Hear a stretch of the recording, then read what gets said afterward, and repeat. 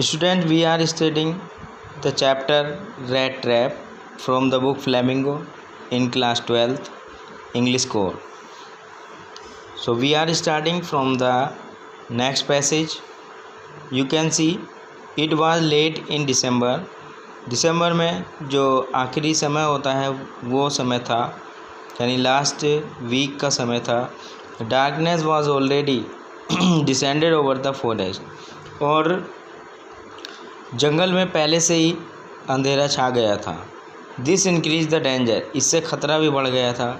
And increase also his gloom, और उसकी दुख, सैडनेस और निराशा दोनों ही, सैडनेस यानी ग्लूम एंड डेस्पेयर दोनों ही बढ़ गई थी रैट ट्रैप की, रैट ट्रैपर जो पैडलर था उसकी. Finally he saw no way out, अंततः उसको कोई और रास्ता मिला ही नहीं. And he sank down on the ground, और अंत में वो ग्राउंड पर लेट गया.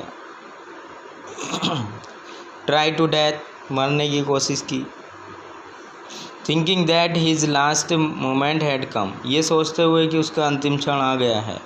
But just as he laid his head on the ground, लेकिन जैसे ही उसने अपना सर जमीन पर रखा, वो लेटा, he heard a sound hard regular tamping, उसने एक आवाज़ सुनी जो कि एक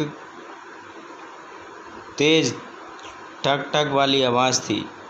there was no doubt as to what that was, इसमें कोई संशय नहीं था कि ये क्या था.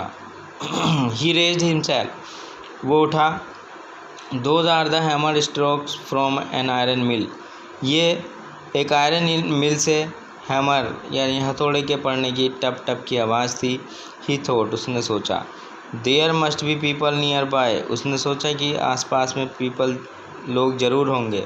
ही summoned all his strength, got up and staggered in the direction of the sound, उसने अपनी पूरी शक्ति लगाई, ऊपर उठा और उस दिशा की ओर चल दिया जिधर से साउंड आ रही थी. The Ramsjo iron works which are now close down, Ramsjo iron work जो अब बंद हो गई है. वर नोट सो लॉन्ग एगो, लंबे समय से.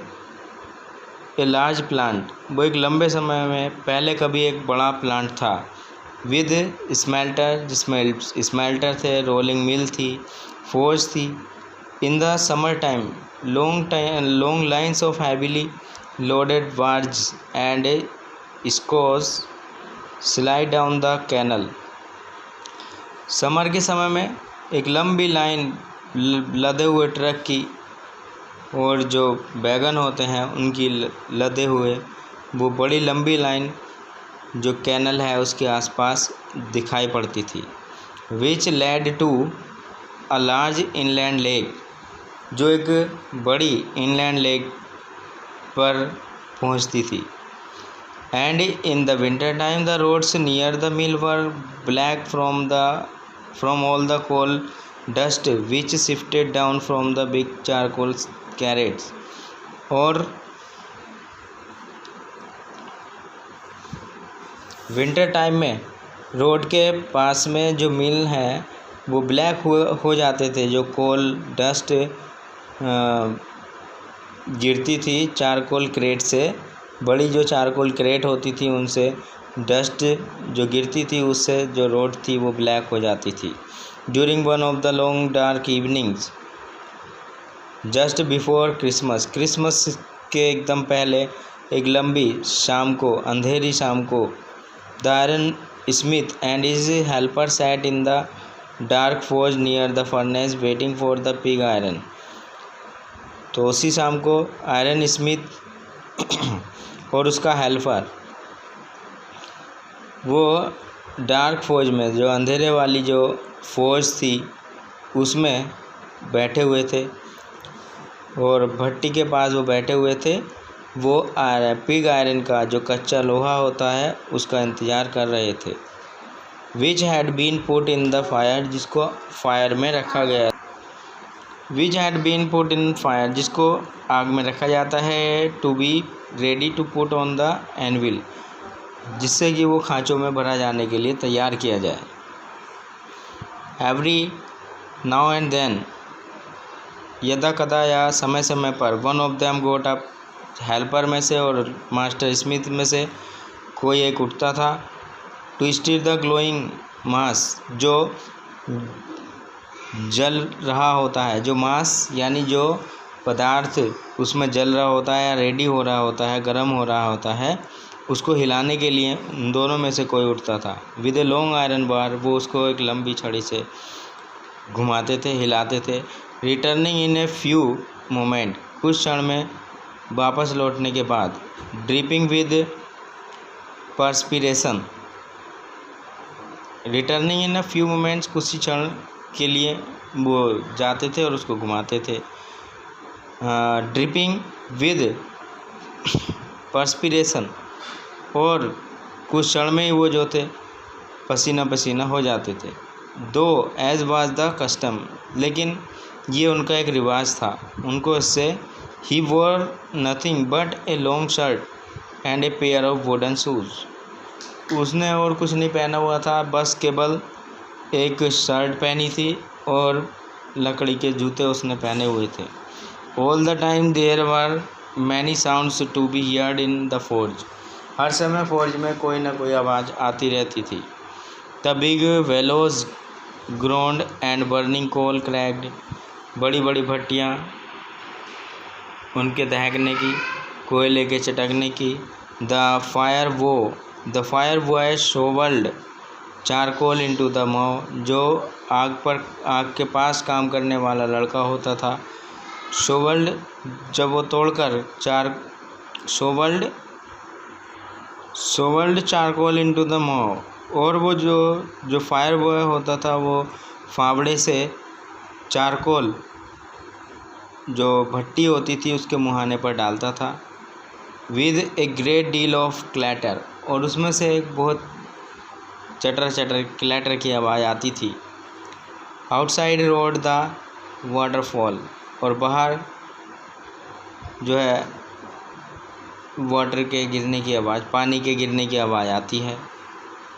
And A sharp north wind whipped the rain against the brick tile roof, और एक तेज आवाज़ के साथ जो नॉर्थ की डायरेक्शन से चलने वाली तेज हवा है, उसके साथ रेन की जो ड्रॉप्स हैं वो छत की जो टाइल हैं, ब्रिक टाइल जो है छत की, उसके ऊपर टप टप पड़ती है।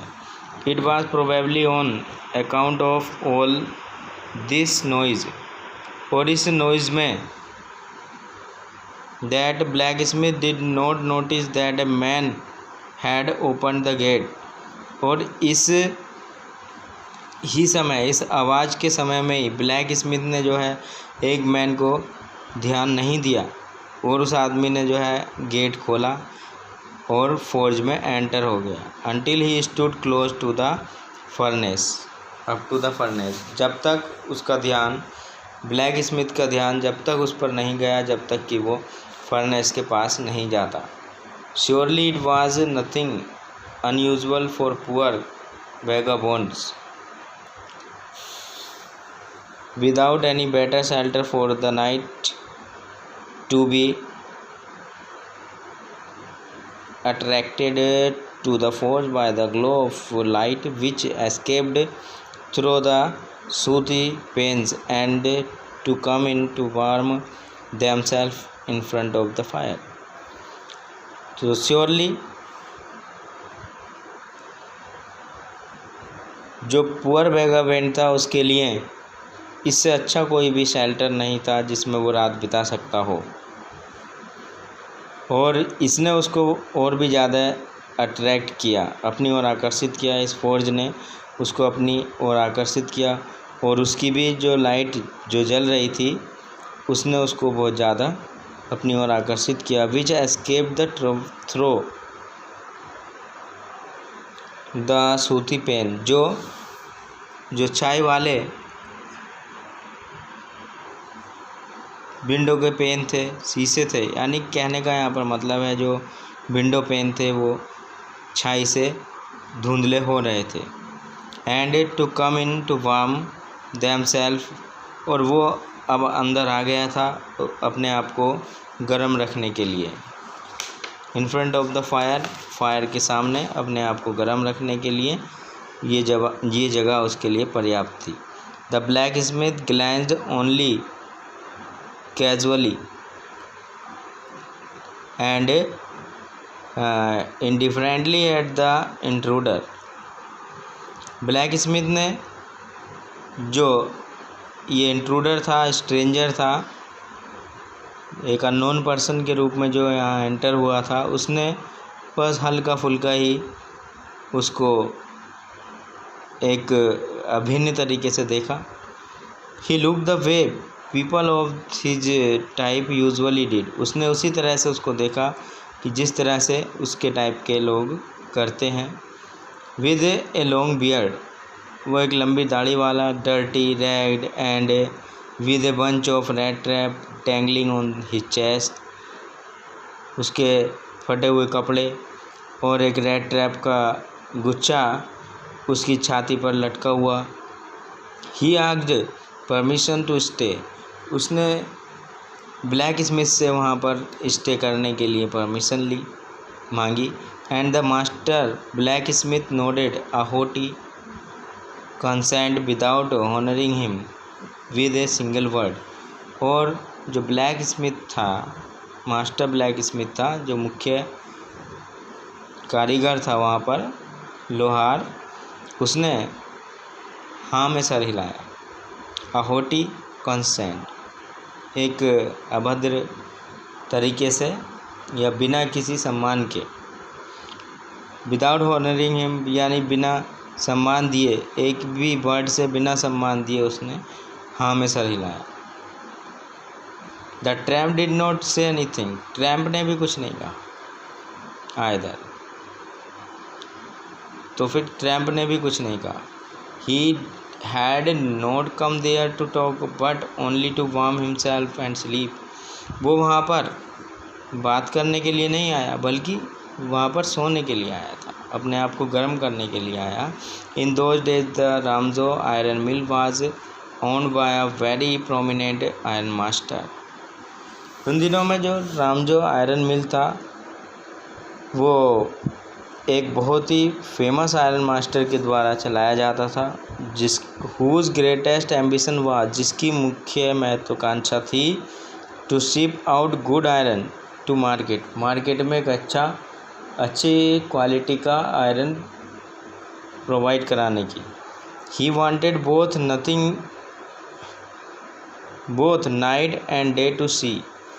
ही वॉच्ड, वो दिन रात देखा करता था, दिन रात देखने के लिए आता था। That the work was done as well as possible, कि वर्क जो है सही समय से चल रहा है, अच्छे से हो रहा है, नहीं हो रहा है। And at this very moment he came into the forge on one of his Knightley sounds of inspection. अब उसी क्षण वह जो आयरन मास्टर है, आयरन मास्टर जो मालिक है रामजो आयरन मिल का, वो उसी समय में उसी क्षण वहाँ पर आ जाता है अपना रात का राउंड लेने के लिए और काम का इंस्पेक्शन करने के लिए। Naturally the first thing he saw was the tall ragamuffin who had eased his way to so close to the furnace that steam rose from his wet rag। और सामान्य रूप से जो पहली बात थी जो उसने देखा जो लंबा सा रैगामफिन, यानी एक आवारा सा person, who had eased his way too close to the furnace, जो आसानी से भट्टी के पास में है। That steam rose from his wet rag, और उसके जो गीले कपड़े हैं उनसे भाप उड़ रही होती है। The iron master did not follow the example of the blacksmith. Iron master ने ब्लैक स्मिथ का एग्जाम्पल फॉलो नहीं किया। Who had hardly deigned to look at the stranger, blacksmith ने तो बड़ी मुश्किल से ही स्ट्रेंजर की ओर देखा था। उसने ये एग्जाम्पल फॉलो नहीं किया आयरन मास्टर ने। He walked close to him, लेकिन आयरन मास्टर उसके पास में जाता है। Looked him over very carefully, उसको बड़े ध्यानपूर्वक देखता है। Then tore off his slouch hat to get a better view of his face, और अब उसके फेस से जो है उसका कैप उतार लेता है जिससे कि उसके फेस को सही से देख सके। But of course it was you Nils Oluf, अरे नील्स ओलुफ तुम हो। He said, how do you look, कैसा हो गया, तुम कैसे हो गए। Now student, the remaining part of the chapter will be in the next video, so keep on watching. Thank you.